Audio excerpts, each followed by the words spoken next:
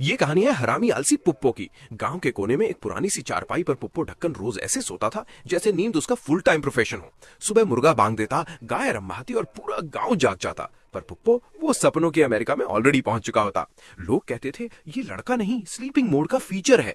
उसकी माँ कटोरी बाई रोज चिल्लाती, अरे पुप्पो ढक्कन सो सो के ही जिमी उगाएगा क्या। पुप्पो आधी आंख खोल के बोलता, अम्मा कल पक्का काम करूंगा। पर कल पुप्पो के लिए एक मिथ था। पप्पू का बाप भेजालाल एक सीधा सा मेहनती किसान था।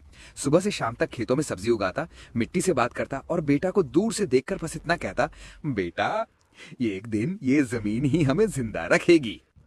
पप्पू खेतों में मदद तो करता था, पर ज्यादातर हाथ चलने से पहले दिमाग सो जाता। एक दिन सूरज ज्यादा तेज था और भेजालाल का शरीर ज्यादा कमजोर। हल चलते चलते अचानक वो जमीन पर गिर पड़े। पप्पू दौड़ के आया। उसकी नींद उस दिन पहली बार दरा के भाग गई। उस रात पप्पू ने चारपाई पर नींद नहीं, सिर्फ बाप की सांस गिनी। बीमारी के साथ ही मुसीबत भी आ गई। गांव का सबसे तेज मूंछ वाला आदमी चप्पल सेठ घर आया।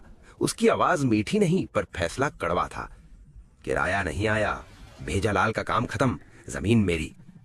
कटोरी बाई ने पैर पकड़ लिए, पर सेठ के दिल में सिर्फ जमीन थी, इंसान नहीं।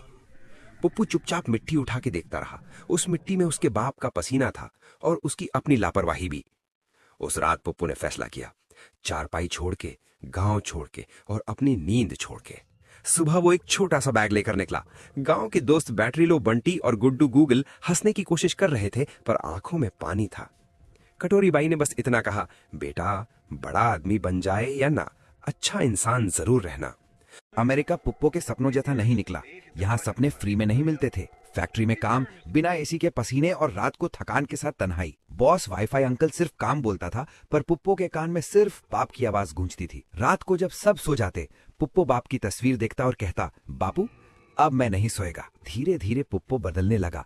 नींद कम हुई, मेहनत ज्यादा। वक्त के साथ पैसा आया, औरत भी, डॉलर दीदी। उसने पुप्पो में अमीर आदमी नहीं, मेहनती गांव का लड़का देखा और पुप्पो ने पहली बार महसूस किया, मेहनत सिर्फ पैसा नहीं, इज्जत भी लाती है। सालों बाद पुप्पो ढक्कन वापस आया, पर इस बार बैग छोटा नहीं था, सपने पूरे थे।